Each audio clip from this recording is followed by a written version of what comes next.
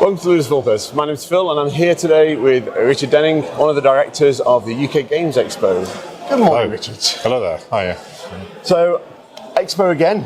It's getting closer. We're here at Airecon, which is always a nice prelude to Expo. It's the first one of the season, kind of, and then effectively it sort of kicks things off, doesn't it? It does, yeah. So, how have sales gone for Expo this year? Very well, really. I mean, both in terms of the visitor numbers, the ticket sales in terms of attendance are up again. So we're expecting a larger crowd than even last year. But also, exhibitor-wise, both of the halls are effectively full. Of a waiting list this time, which I think is the first time that I can recall is actually having to set up a waiting list for stands, which obviously those folk on the waiting list is a bit of a nail biter coming in or not. I mean, but it is just the case that this year we've maximised the space that we've got this year in terms of Hall 1 and Hall 2 as much as we can, but the demand for it has outstripped it. So we'll have to think about next year, a bigger boat sort of time. But maybe another hall next year. Well, maybe there'll be some news later in the summer. I think about what we'll be doing about halls and things. Fantastic. But it's definitely going to be larger in terms of the total number of exhibitors, perhaps 600 plus exhibitors, at least that, and a good return to even more of the international companies. So we've seen that trickling back, haven't we? Since lockdown, we've seen more and more internationals coming back into the UK Games Expo.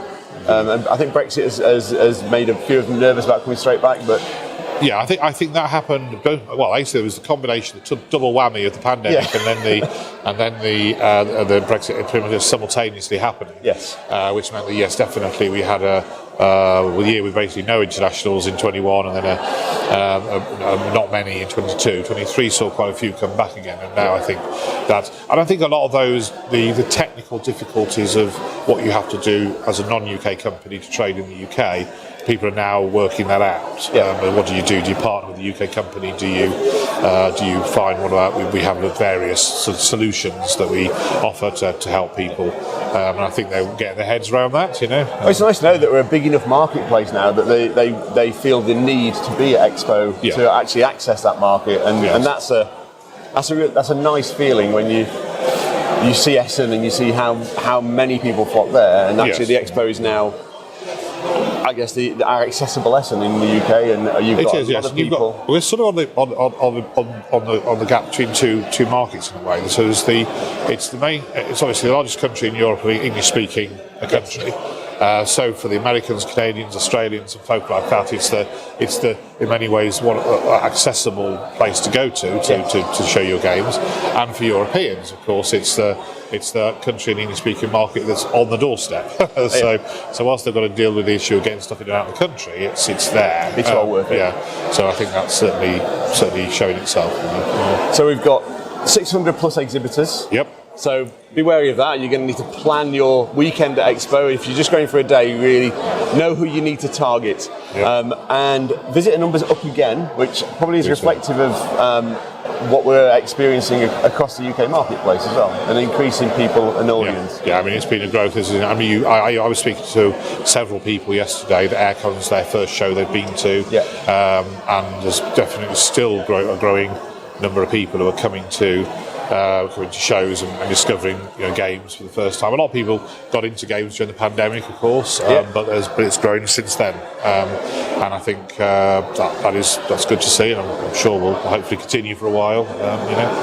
Any new activities, events, anything that we've not seen before at Expo that's coming this year? What have we got? I mean, the most of the sort of layout will be familiar to people from previous years.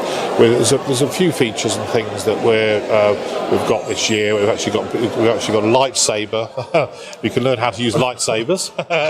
I want to see the risk assessment for that. Well, so did the NEC actually, and there's a paint and take thing happening. By Duncan Rhodes are actually doing it here as well. Tooth and Coats. That's the Tooth and Coats folk. So there's a couple of those activities that'll be happening as new things. There's also, you can pull a sword out of a stone. So Shadowborn are doing this Avalon game, I think it is. Anyway, Arthurian game. and they've got this pull a sword out of a stone thing, which again, risk assessments had to be examined for that. I've got this horrible vision of someone actually finally releasing it and just going right That was over what there. we were worried about, but apparently the whole mechanism is designed to make that pretty well impossible. Oh, that's good. It's good to know. So it'll be.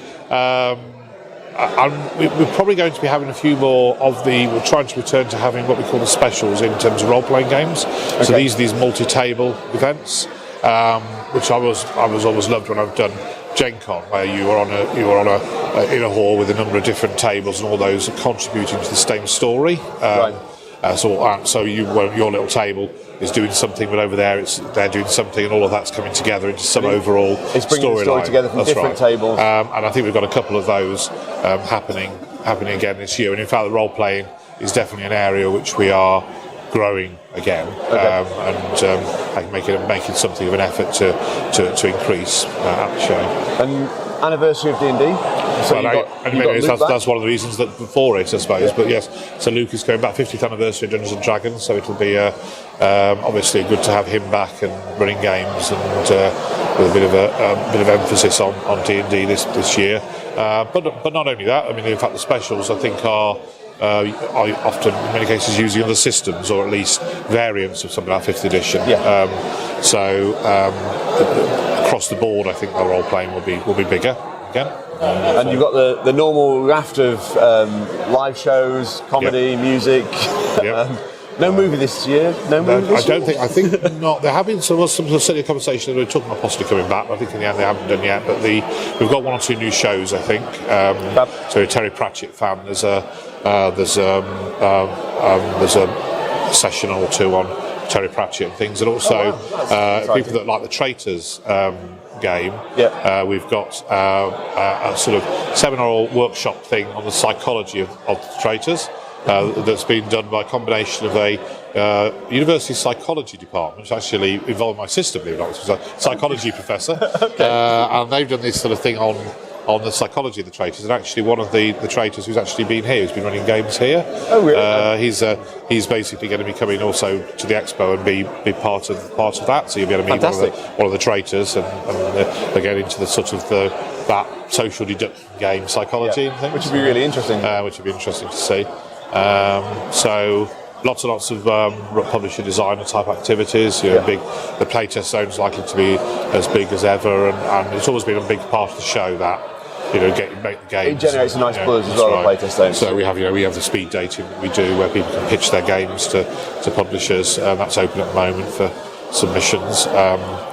And so there's a lot of that networking goes on behind the scenes, which is always nice to see. It's important for business to business type activities. So if you have got a game that is you're in a nice place on design, check out the designer publisher track, because the speed dating, we know games have been picked up there before and are published and out in the world now because of that speed dating track. So if you are a designer and you would like to meet a publisher, get yourself on there, because it is a fantastic way of getting your game into the world.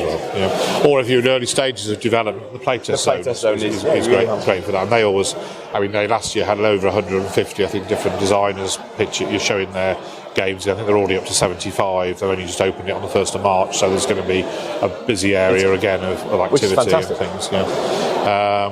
So there'll be Luke Gygax over as a guest in Livingston, back at the show again this year. He's always a good friend of the show, and obviously legend in the industry. And we hope to have a few of the names that will be over time. We'll be able to announce over the next few weeks to people, designers and things that people can meet.